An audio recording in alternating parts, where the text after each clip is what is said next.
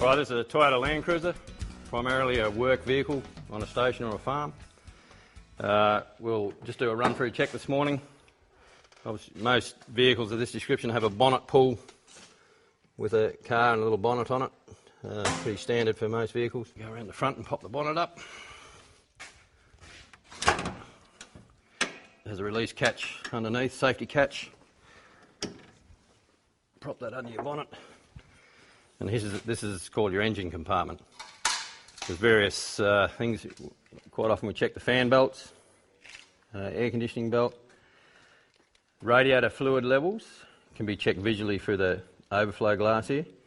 Very important not to take that cap off when the vehicle's hot, because you'll blow hot, steamy water over yourself.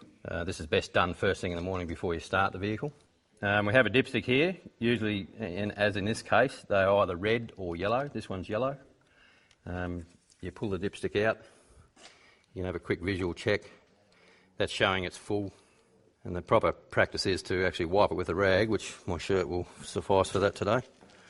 And it's usually very important to check it again, because it mightn't show a true level when you first pull it out.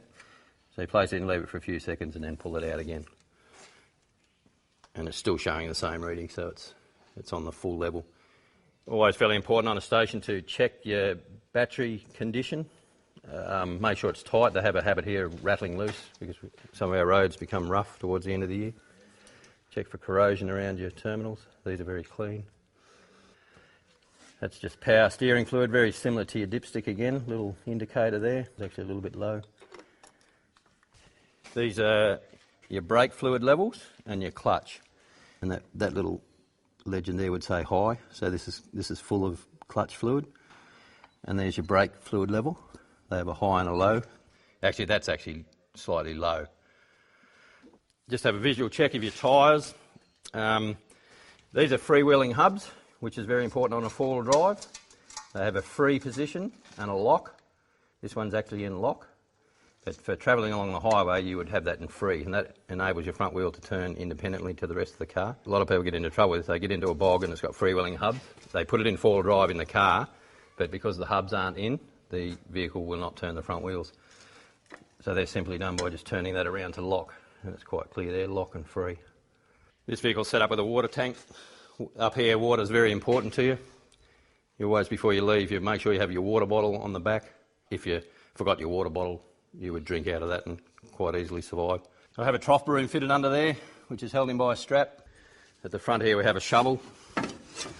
Another very important piece of equipment in a station or a farm vehicle, because quite often you have to dig a hole or dig yourself out of a bog. It's not much fun digging with your hands, so it's always good to make sure your vehicle has a shovel. All the vehicles should have a chain. Very handy for pulling another vehicle out of a bog, or removal of dead animals. If you find a dead animal stuck in a trough or on the side of the road and you want to remove it, you can tow that away with a chain.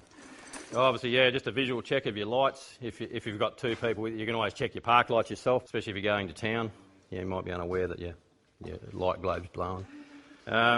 Tyres, obviously, if your tyre looks a bit flat, you would check that for air pressure, but that's a visual thing as well. You would look at that tyre, and if it was sort of laying flat, you would obviously check it or change it. Now, the other very important thing is your spare tyre. Should never go anywhere without a spare tyre. In this vehicle, or be aware of where the spare tyre is. In this vehicle, it's hidden up under the back here. Pull these two handles, and the spare tyre comes out. You can actually carry two spare tyres in there. And the other good thing is to, once in a while, check that they're actually inflated, because there's nothing like getting a flat tyre and you're out the back of the station and your spare's flat as well. It's more a personal thing, but it is a law requirement that you do not have stuff inside the vehicle on the dash. It's a classic. People put all sorts of stuff, Coke cans, spurs, spanners. It's actually against the law to carry stuff on your dash these days. If you hit a decent bump or in the event of a rollover, you don't want all these missiles inside the cab sailing around.